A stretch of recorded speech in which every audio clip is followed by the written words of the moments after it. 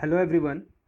स्वागत है आप सबका। मेरा नाम है प्रवीण चक्रवर्ती और आज हम लोग डिस्कस करने वाले हैं हमारी जो जेएसएससी पीजीटी की जो सीरीज़ चल रही है उसमें हम पीजीटी फिजिक्स में जो क्वेश्चन पूछे गए हैं उनको यहाँ डिस्कस कर रहे हैं। ठीक है, आई होप कि अगर आपको ये वीडियोस पसंद आ रही है तो वीडियो को शेयर करना ना भूलें। ठीक है, और वीडियो को लाइक भी कर सकते हैं आप चाहे तो। ठीक है, अगर वीडियो पसंद आए, क्योंकि यूट्यूब का जो नया एल्गोरिथम कहता है कि वीडियोस जो है रिकमेंडेड आपके लाइक्स के बेस पे होता है। ठीक है, रीच कितना होता है, तो मैं चाहता हूँ कि ज़्यादा से ज़्यादा लोगों को एक सूटेबल लोगों तक पहुंच सके ताकि एक हेल्दी कंपटीशन पहुंचे। ठीक है, ओके, तो स्टार्ट करते हैं। क्वेश्चन आपकी स्क्रीन के सामने है। आपको क्या दिखाई दे रहा है कि एक होमोजीनियस आइसोटोपिक स्लैब की बात की जा रही है जिसका डाइलेक्ट्रिक कांस्टेंट के जो है 5 है और इसकी जो वॉल्यूम दी हुई है वो 0.6 मीटर क्यूब दी हुई है। स्केप्ड नॉर्मल टू डाइलेक्ट्रिक, मतलब आपके पास कोई एक वॉल्यूम है।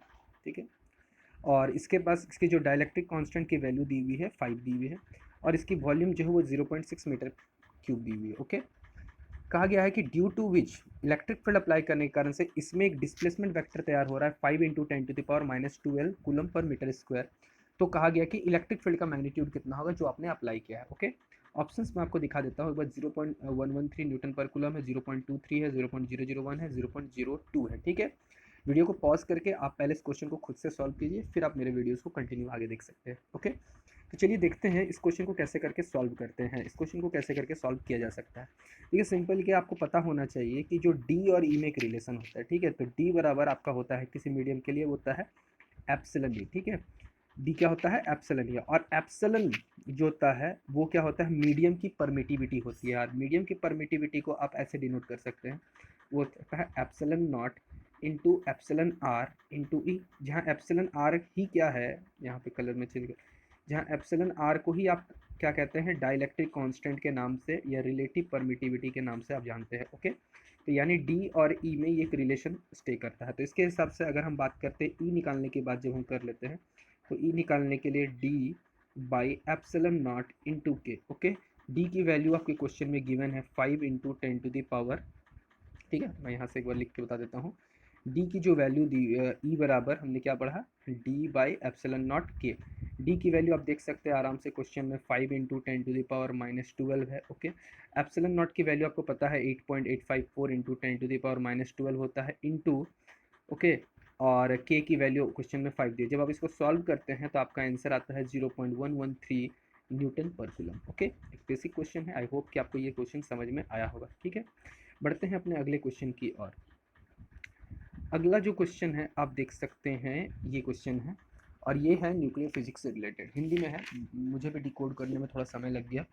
तो देखिए, मैं एक बार कोशिश करता हूँ आपके लिए। क्वेश्चन क्या कहा गया है कि एक ताप नाभिक यानी थर्मोन्यूक्लियर रिएक्शन में, ठीक है, कैसा है, थर्मोन्यूक्लियर रिएक्शन है जिसमें हाइड्रोजन की अमाउंट कितनी थी, 1 × 10⁻³ kg। किसी थर्मोन्यूक्लियर रिएक्शन में हाइड्रोजन जो है इतना अमाउंट में है, वो डिसइंटीग्रेट मतलब कह सकते हैं वो डिकम्पोज हुआ। और आफ्टर डिकम्पोज जो है वो कितना है, इसकी मास पहले 1 × 10⁻³ थी एंड आफ्टर डिकम्पोज वो 0.993 × 10⁻³ हो गई। तो जो इस डिसइंटीग्रेशन के दौरान क्या हो रहा है कि जो छोड़ी गई ऊर्जा यानी जो एनर्जी रिलीज हो रही है उसके अमाउंट की बात की जा रही है। ऑप्शंस आपके सामने है, स्क्रीन पे देख सकते हैं। ये है 63 × 10⁻10 है, दूसरा ऑप्शन है 63 × 10⁵ है, 4 × 10⁵ है, 9 × 1010 है। ठीक है, ऑप्शंस आप वीडियो को पॉज करके इसे खुद से सॉल्व कीजिएगा। ठीक है, चलिए मैं बता देता हूँ इसको किस तरीके से सॉल्व करना होता है।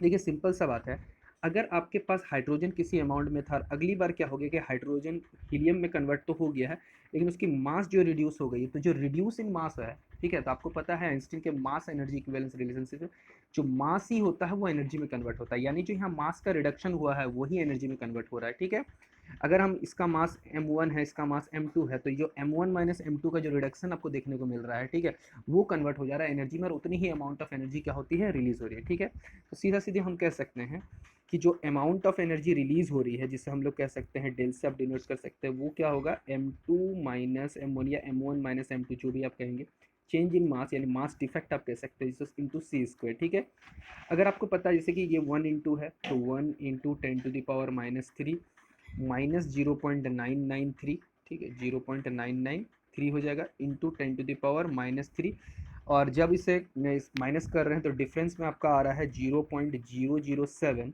इंटू 10⁻³ और सी स्क्वायर, ठीक है। सी क्या है, स्पीड ऑफ लाइट है। स्पीड ऑफ लाइट कितना होता है, 3 इंटू 10⁸, उसका स्क्वायर करेंगे तो 9 इंटू 10⁻, कितना आ जाएगा, 8 का हो जाएगा 16, ओके।